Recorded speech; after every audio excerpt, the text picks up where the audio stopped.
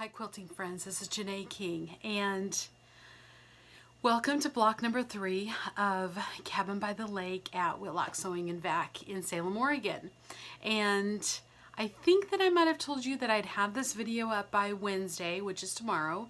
So it's 10 o'clock at night and I'm trying my best to get this video taped properly because I keep forgetting and leaving stuff out, so I have to keep doing retakes. I think this is like retake number 7, I don't know, but anyway, I'm going to try to get through it as fast as I can because I know that sometimes watching lengthy videos is not the funnest thing to do. So but I do want to say before I get into the block this month that teaching this class has been so much fun, and it has also actually been a challenge for me too.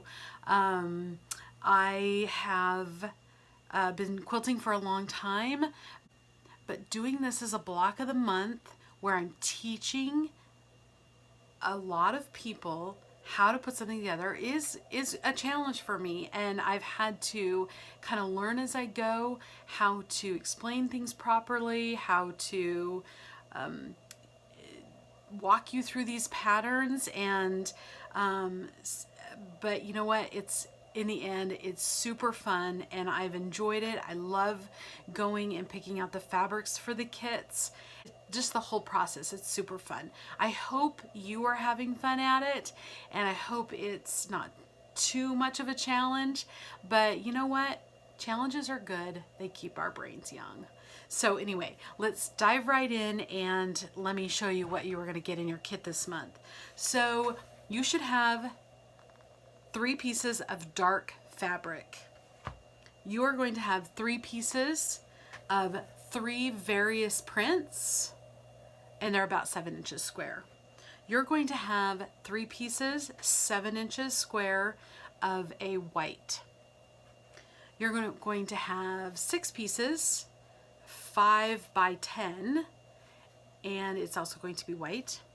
You're going to have 1 big piece 6 inches by the width of the fabric, which is about 42 inches. Anyway, let me talk a second about the white. So in the pattern it talks about having, I think, 3 different lights. That's crazy. It's too confusing. So I've actually condensed it down to just 1 white. And yes, there is a right and wrong side to this fabric. So if you're in a dimly lit room, you can actually tell a little bit easier which is the right side.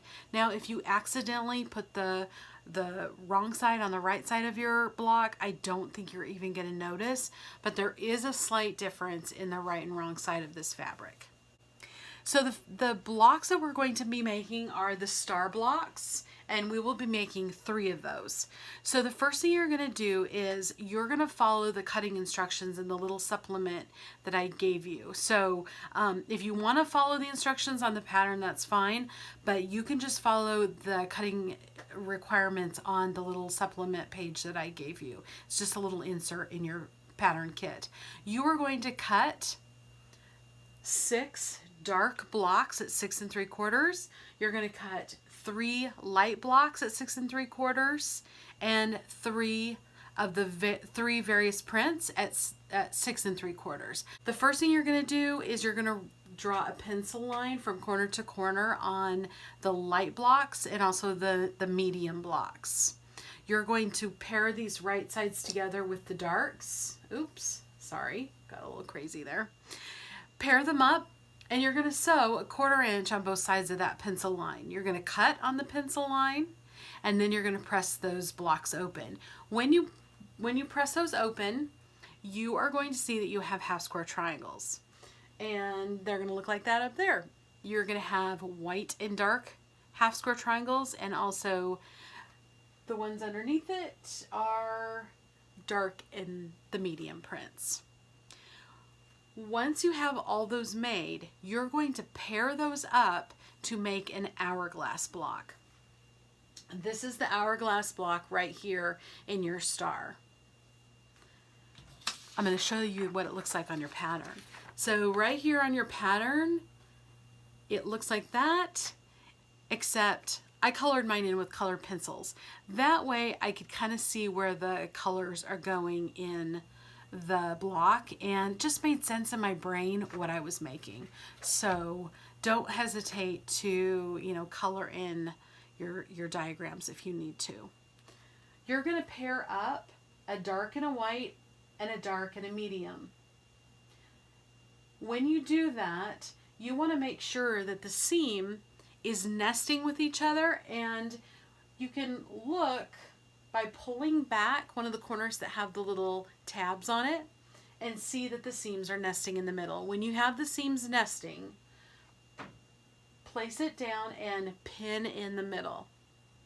Once you've pinned in the middle, that's going to secure those seams so that they are making a nice point in the middle of your hourglass block right there.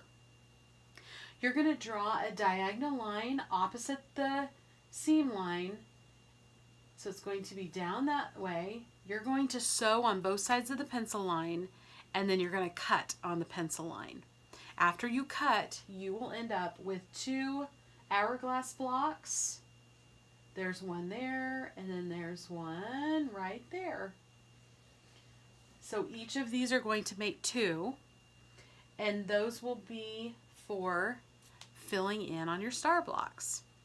So up here in the corner, I have laid out 4.5-inch squares of white, you can see in the corners, and then a 4.5-inch square in the center of the dark. You will then need to trim your hourglass blocks down to 4.5 inches square. If you're not sure how to do that, I've actually created a video about squaring up blocks.